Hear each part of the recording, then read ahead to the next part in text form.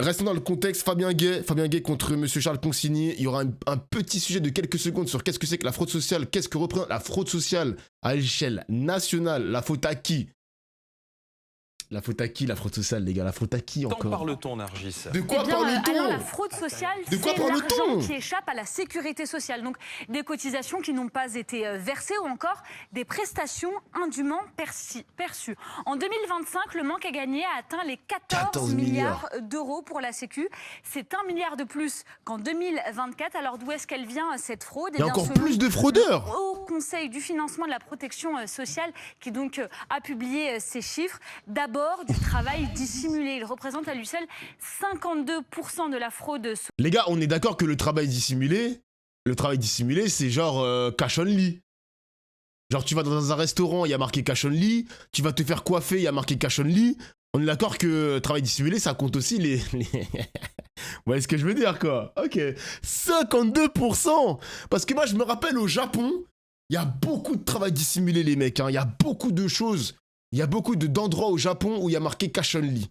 Donc, pas de déclaration, pas de TVA, pas de déclaration URSSAF japonais ou je sais pas quoi. Et du coup, évidemment que la France n'y échappe pas. N'y échappe pas du tout. Social, cela concerne principalement les entreprises via le travail non déclaré. Le reste relève essentiellement de la fraude aux travail au prestations. black. Alors toujours selon le Haut Conseil du financement de la protection sociale, les montants de la fraude détectés sont en forte hausse car les contrôles se renforcent. Par exemple, en 2024, plus de 2 milliards d'euros de fraude sociale ont été détectés. Mais voilà, il ne faut pas vraiment compter dessus. Pourquoi? Parce que mettre la main sur l'argent fraudé, c'est très difficile. Sur les 2 milliards, seulement 680 millions d'euros ont été recouvrés en 2024. Autrement dit, ne pas trop compter dessus pour enflouer le déficit de la sécurité sociale. D'ailleurs, les gars, alors je ne sais pas pour les chiffres de 2026, enfin 2027, 2028, ça va être... Enfin, c'est pas un conseil, hein, je suis pas là pour faire des conseils, les gars, mais à ce qui paraît, la fraude va être vraiment... ça va être de plus en plus difficile d'être fraudeur. Voilà, je le dis de manière cash. Pourquoi? Parce qu'il y aura une sorte de numérisation. Tout sera quasiment numérisé en France, sur tous tes papiers, sur toutes les choses, et qui vont être facilement remontées au fisc français et à l'URSSAF. Donc, je le dis de manière directe, c'est peut-être bien aussi pour la France, les gars, en espérant que, voilà, l'argent récolté, ça va servir correctement aux intérêts français, et même à la population française. Mais comme il y aura une numérisation de tout ça, ça va être de plus en plus difficile de frauder maintenant le fisc. Voilà. Voilà. Tant qu'il y a du cash, je vois pas comment. On aura des éléments de réponse, les mecs. Je pense que je sais pas s'ils vont en parler sur BFM là maintenant tout de suite, mais voilà, c'est tout ce que j'ai à vous dire, les gars. Il devrait passer à 19 milliards d'euros l'an prochain. Merci Nargis Adji. Donc, débat avec le sénateur Fabien Gay, sénateur communiste de Seine-Saint-Denis, le patron de Journal L'Humanité. Bonsoir, monsieur le sénateur. Bonsoir. Bonsoir, Charles Consigny. Il y aura des logiciels. C'est la faute à l'enfer fiscal, cette fraude? Ça fait... Moi, ça les fait rire tous les deux, genre. Je fais immédiatement réagir notre sénateur. Ça tombe bien, ça. Moi, je peux vous prédire ce qu'il va dire dans un instant. Il va dire que la fraude fiscale est beaucoup plus importante que la fraude sociale et que concentrez-vous sur ce que vous avez à dire et moi je parlerai un peu. Il faut se concentrer sur la fraude fiscale. À 14 milliards, ce n'est pas rien. Dans la fraude sociale, il y a ça regroupe beaucoup de choses. Il y a d'une part des gens qui percevraient certaines allocations auxquelles ils n'auraient pas droit. Ça, c'est quelque chose qu'il faut contrôler sans politiquement correct. Hein. C'est vrai que il y a des cas qui sont avérés, qui sont régulièrement débusqués par les services chargés de contrôler ça. Et puis, il y a aussi la fraude aux cotisations sociales, c'est-à-dire concrètement le travail au noir, comme on appelait ça avant, le travail dissimulé. Dans le bâtiment, la restauration. Dans un certain nombre de secteurs, dans l'artisanat, où d'ailleurs certains vous expliquent volontiers que, et c'est là que je réponds favorablement par la positive à la question d'Alain Marchal, certains vous expliquent volontiers que sans ce genre de système, en fait, ils ne s'en sortiraient pas compte tenu du poids des prélèvements, etc. Moi, ce que je pense là-dessus, j'ai déjà eu l'occasion de le dire à plusieurs reprises, je pense que la France est une espèce de canard sans tête aujourd'hui sur le plan de ses comptes publics et de ses comptes sociaux. Canard sans tête, carrément. L'URSSAF est devenu une espèce de monstre dont on ne comprend pas. C'est principalement les patrons qui déclarent mal leurs employés que réside la fraude sociale. Ils s'arrêtent. Bah, je sais que dans la fraude sociale, alors je ne sais pas si ça englobe aussi l'assurance maladie, mais je sais qu'il y a beaucoup de médecins aussi qui délivrent des arrêts maladie et du coup ça pèse sur les finances de l'État. et il y a une sorte de chasse aux médecins qui sont un peu trop gentils pour délivrer des arrêts de travail. J'ai le cas dans la profession d'avocat. Beaucoup d'avocats sont totalement accablés par ce qui leur est demandé de payer, que ce soit pour les retraites, pour les cotisations sociales, pour les impôts, etc. Et c'est le cas pour énormément de gens, énormément d'indépendants et même de salariés en France. En fait, en France, c'est à peu près que les entreprises qui aujourd'hui ont un univers fiscal et réglementaire à peu près supportable, parce que ces dernières années, on a essayé de faire des efforts. Chasse même les arrêts de travail, mais oui, gros. Aux boîtes de survivre et d'avoir l'oxygène pour survivre. Donc moi, je pense que ce qu'on a fait ces dernières années, j'en terminerai par là, pour les entreprises, à savoir baisser un peu les impôts, faire en sorte qu'elles ne soient pas étouffées par des réglementations, etc. Je pense qu'il faut l'étendre maintenant et l'étendre notamment aux indépendants, aux professions libérales et à tous ces auto-entrepreneurs, à tous ces gens qui aujourd'hui s'estiment étouffés par ce système d'inspiration soviétique. Soviétique. Camarade, vous pouvez répondre. Je suis très heureux de vous revoir cette nouvelle année. Il n'y a rien qui change. Mais on est encore jusqu'au 31 pour se le dire. Non, mais j'ai un peu de mal à suivre le raisonnement. Je vous écoute avec grande attention. Mais on commence sur la fraude et on finit sur l'enfer fiscal soviétique. Donc c'est quelque part un blanc-seing pour ceux qui fraudent. Moi, je pense qu'il faut être intraitable avec toutes les fraudes. Toutes. Vous entendez ? Bien, toutes. Et contrairement à ce que vous dites, je pense qu'il faut redonner des chiffres et c'est pas dire. Merci Frick pour le sub, mon gars. Et l'autre serait moins grave. D'un côté, on estime, parce que c'est pas la même chose. L'estimation, la détection et ensuite le recouvrement, comme l'a expliqué votre journaliste. 100 milliards d'un côté, 13 milliards de l'autre. Ça, c'est l'estimation. Fraude fiscale. Estimation assez haute, quand même. Oui. Alors, attendez, contestez pas les chiffres du haut-commissariat. 100 milliards d'un côté, 13 milliards de l'autre. Bon, voilà. Après, il y a ce qu'on détecte et l'effectif. 15 milliards d'un côté de la fraude fiscale, 2 milliards de l'autre côté. Et après, il y a le recouvrement qui est 10 fois moindre. Bon, donc c'est une question, et je dis qu'il faut s'attaquer à toutes les fraudes, en commençant par la plus grosse, et après sur la fraude sociale, cassons, et vous venez de le dire, mais cassons un stéréotype.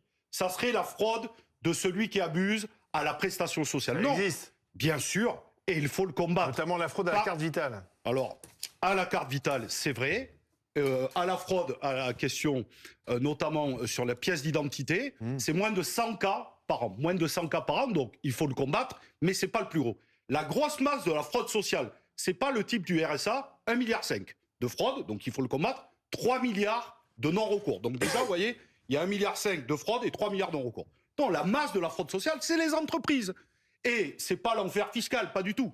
Ce sont des margoulins qui utilisent des hommes et des femmes souvent en situation d'extrême précarité ou qui n'ont pas de papier. Et donc c'est la double exploitation qui, en réalité, ne déclarent pas à l'URSSAF. Donc c'est 6,9 milliards. 6 milliards. Vous voyez, 1,5 milliard le RSA, 6,9 milliards. Pourquoi il crie ? Il crie pourquoi, les gars ? Il est habité par son sujet. Parce qu'il le connaît, ce sujet, Fabien Gay. Il avait sorti un rapport sur la fraude fiscale en France, combien ça représente, avec ses solutions et ses problèmes. Les problèmes, comment ça pèse sur les finances publiques. Il est habité par son sujet, tout simplement. Il a raison, bien sûr. C'est pas du tout l'enfer fiscal. Vous pouvez mettre le taux 0 pour des impôts pour ces margoulins.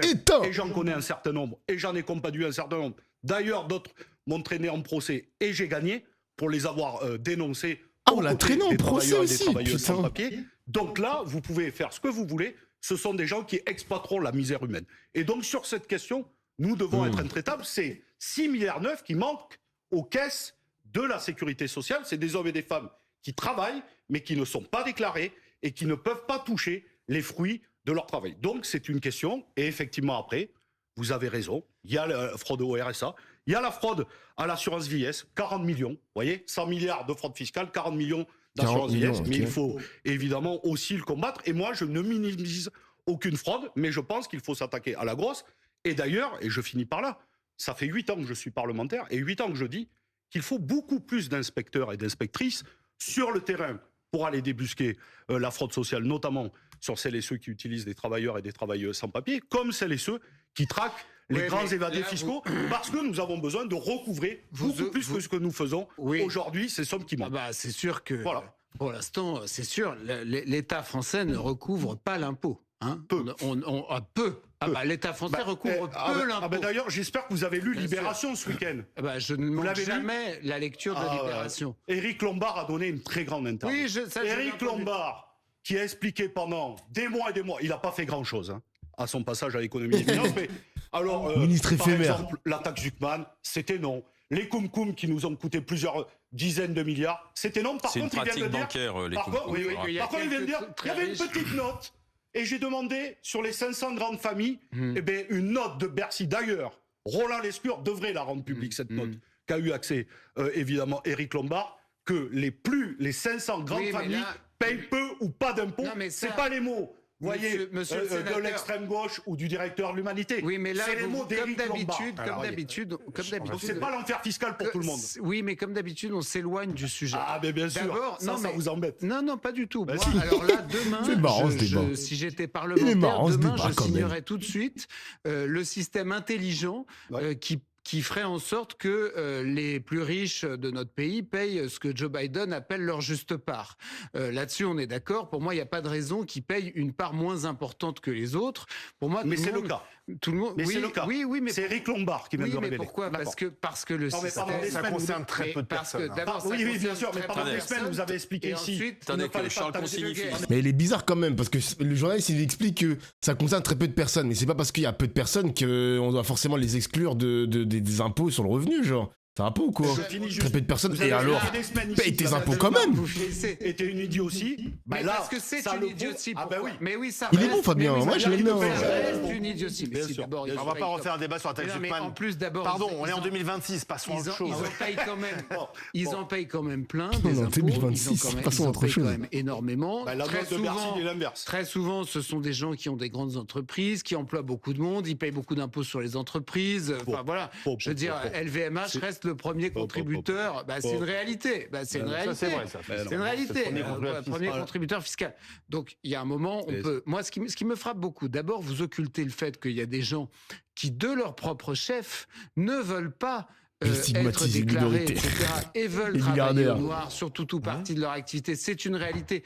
Parce qu'effectivement, parce que, monsieur Gay, le trop d'impôts tue l'impôt. Pardon d'être aussi basique que ça, mais c'est une réalité. Là, je regardais les chiffres, ça me frappe beaucoup de voir j'essaye je dis pas ça de manière prétentieuse. Il y a un mec qui a posé la question de comment les milliardaires ils font pour esquiver, comment ils arrivent à esquiver les impôts.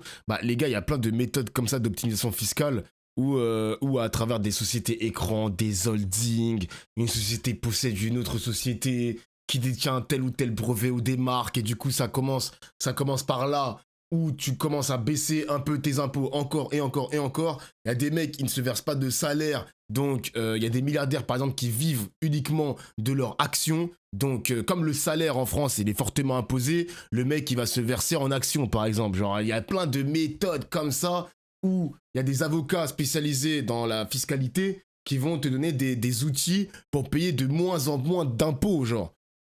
Parce que, ok, sur les impôts, sur la société, ils arrivent à payer. Bon, là, il dit que LVMH, c'est le premier contributeur en impôts en France. Ok, ça, il n'y a pas de problème. Mais il y a d'autres familles françaises qui arrivent à échapper les impôts par les sociétés à écran, comme je l'ai dit, par des holdings, par le fait qu'ils ne se versent pas de salaire. Genre, il y a plein de choses comme ça, genre. Il y a des streamers qui font la même chose. Il y a des streamers qui font la même chose avec des dividendes, mais comme il n'y a pas d'actionnariat, du coup, ça ne marche pas. Donc, eux, c'est différent. Après, il y a plein de streamers qui payent moins d'impôts parce qu'ils se versent des dividendes, mais c'est parce qu'ils sont en société. Moi, je ne suis pas en société, par exemple. Donc, moi, je paye autant d'impôts parce que je suis dans l'auto-entrepreneuriat et que moi, j'ai le versement libératoire. Donc, à chaque fois, je paye mes impôts, mais moi, je n'ai pas de société, genre. Je n'ai pas de société. Donc, voilà. Mais si on regarde les choses de plus loin, quels sont nos débats en France ? C'est des taxes, des réglementations. On ne sait faire que ça. Quels sont les débats la caricature, aux États-Unis ? Le grand méchant Trump, qui est en train de nous manger tout cru. Aux États-Unis, leurs grandes entreprises font des profits qu'elles n'ont jamais fait dans l'histoire des États-Unis. Vous avez 125 milliards de profits pour Google, 112 pour Apple, etc. Air Liquide, ça date en France, cette blague. l'entreprise qui fait le plus de profits, LVMH, est à 13 milliards. 125 milliards aux États-Unis, 13 milliards en France. Il y a 25% d'écart de revenus en moyenne entre les Américains et les Européens. C'est-à-dire quoi? C'est-à-dire 25%. à force de ne faire que réglementer, et c'est ce que dit notamment le fameux rapport Draghi qui a beaucoup circulé, il n'y a pas que vos rapports qui circulent, il n'y a pas que les commissions d'enquête du Sénat, le rapport Draghi qui a beaucoup circulé ces derniers temps, qu'est-ce qu'il dit? Il dit que comme on ne sait plus que faire de la réglementation en Europe et de la taxation, puisque ça va ensemble, on oublie entre-temps de créer les richesses, d'innover, d'inventer, de laisser les entreprises faire des choses, etc. Et il dit que le pire, le coup le plus dur qui a été porté ces dernières décennies au développement des technologies numériques en Europe, c'est la fameuse RGPD, vous savez, la réglementation sur les données personnelles, etc. Un truc honnêtement dont tout le monde se fout, auquel personne ne comprend rien, qui est probablement simplement un boulet au pied de nos entreprises. Je sais, parce que même moi, à l'échelle de mon minuscule cabinet d'avocats, on est obligé de mettre des mentions sur la RGPD dans les conventions qu'on passe avec nos clients en disant qu'on a des systèmes de traitement des données personnelles, ce qui n'a aucun sens pour un cabinet d'avocats, parce que de toute façon, on est soumis au secret professionnel. Donc, j'ose même pas imaginer ce que c'est pour les autres entreprises. Non, ce que je veux dire, c'est que je constate que, comme par hasard, ce qui nous obsède, là, c'est quoi? C'est le recouvrement des quelques artisans plombiers qui, à la marge, ne déclareraient pas leur employé. C'est le recouvrement, et d'ailleurs, là, je vais vous rejoindre, des quelques gars qui perçoivent le RSA alors qu'ils ont peut-être pas tout à fait le droit, etc. Mais et en écho à ça, c'est quoi? C'est les gens de gauche qui nous disent que le problème, ah là là, c'est les méchants riches, les 500 familles, les 500 fortunes qui ne payent pas leur impôt sur le revenu parce qu'elles optimisent trop. Nouveau, ça, donc moi, je dis juste un truc. Non, mais je dis juste un truc. Je pense que si on était un peu moins obsédé par l'impôt, la règle, et un peu plus obsédé par comment est-ce qu'on fait en sorte de mettre du carburant dans notre économie, créer des richesses, on lèverait plus d'impôts, d'ailleurs. Il y aurait plus d'argent pour... il a fait un tunnel de fou, là. J'essaie de reprendre le fil de la fraude sociale. Vous avez dit d'abord quelque chose... Pardon de vous le dire, monsieur Consigny, vous êtes avocat, donc j'imagine que vous êtes attaché aux faits, qui est complètement faux. Vous nous dites, je vous parle de travail dissimulé, c'est-à-dire des entreprises qui ne déclarent pas leurs salariés et donc ne recouvrent pas l'URSSAF, et vous me répondez, non mais il y a plein de types qui veulent faire du travail au noir. Ça, c'est du travail légal, c'est deux choses complètement différentes. Ça existe, mais ce n'est pas le travail dissimulé, et les 6 milliards 9 que je parle de l'URSSAF. Mais pourquoi les entreprises font ça? Peut-être parce qu'elles n'ont pas le choix. Mais arrêtez, mais vous pouvez mettre l'imposition à zéro, ces margoulins-là. Attends, mais on va pas faire la promotion du travail dissimulé, monsieur le journaliste, il est fou, quoi. Pourquoi les entreprises font ça? Ils ont pas le choix. Mais attends, mais c'est une dinguerie de dire ça. Ces entreprises-là, elles continueront à frauder. On n'a jamais essayé l'imposition à zéro en France. Mais vous pouvez essayer de le faire. Ça, il faudra toujours moins. La deuxième chose... Imposition à zéro, on n'a jamais essayé. Dans les pays où l'impôt est à zéro, il y a beaucoup de Français qui s'installent. J'essaie d'être venu pour faire un petit débat. J'ai parlé une fois, vous avez fait un long monologue. J'apprécie vos interventions et je les bois, vos paroles, mais j'essaye après de tenir un raisonnement. Bon, donc la deuxième chose, c'est que, vous le vouliez ou non, les très grandes entreprises de ce pays payent moins d'impôts que le reste des entreprises, des 4,5 millions d'entreprises. Lorsqu'une entreprise... TPE, PME, ETI payent autour de 45%. Les multinationales, c'est entre 12 et 14%. Oui, mais 45%, parce qu'elles ont tous les schémas d'optimisation fiscale, voire de fraude fiscale. Je rappelle que pour les seules entreprises du CAC 40, c'est 63 filiales dans les paradis. Si elles ne pouvaient pas optimiser, elles ne resteraient pas en France. Arrêtez. Et donc la question autour, de la taxation, est une question. Vous évacuez d'un revers de main ce que je viens de donner comme information. Et elle devrait d'ailleurs animer tous les débats politiques des prochaines 48 heures. Mais qu'est-ce que ça changerait d'ailleurs? 500 familles, Éric Lombard, qu'on ne peut pas accuser d'être un gauchiste. Oui, mais monsieur Gay, il est au Parti Socialiste. Mais vous aussi, monsieur Truchot, vous êtes de gauche. Truchot, il casse les couilles. Je vous ai dit, les gars, ce moment sur BFM TV qui est consacré à Charles Consigny, c'est vraiment le moment libéral de la chaîne, où vraiment, on n'a pas essayé la position à taux zéro. Éric Lombard, c'est lui qui a fait la note pour montrer que les 500 fortunes ne paye pas beaucoup d'impôts. Ah, mais c'est un mec de gauche aussi, nanani, il était au PS. Ah, ça, c'est vraiment le côté libéral, genre, de cette séquence. Monsieur, qu'est-ce qui se passe? C'est le roquet de la droite, Truchot, hein, mais bien sûr. Bien sûr. Ça va être fini. On peut vous interpeller quand même. Oui, mais je vous ai écouté assez religieusement, vous pourrez l'accorder. Les 500 plus grandes fortunes de ce pays paient peu ou quasiment donc ça peu changera d'impôts tout. Par des Là, les 500 plus grandes fortunes, ah bah oui, si on les met 20 à 50 impôts, milliards d'euros, vous allez commencer à changer Merci, la messieurs. gueule du budget. Et d'ailleurs, en pleine période budgétaire, on devrait animer ça beaucoup plus. Merci Fabien Gay, merci Charles Consigny. Ouais, j'ai bien aimé ce petit moment. Les rares moments, franchement, Fabien Gay, il faut que je l'écoute de plus en plus quand il est invité à la télé, parce que les rares moments où il est invité, je le trouve vraiment fort. Il a même pas pu répondre, c'est grave. Mais frère, on peut même pas laisser dérouler le propos vu que Charles Consigny, non seulement il parle beaucoup, mais en plus c'est lent. Genre c'est très lent quand il parle. Il faut qu'il accélère ses dialogues et... Enfin ses monologues et ses tunnels là. Il est trop lent, frère.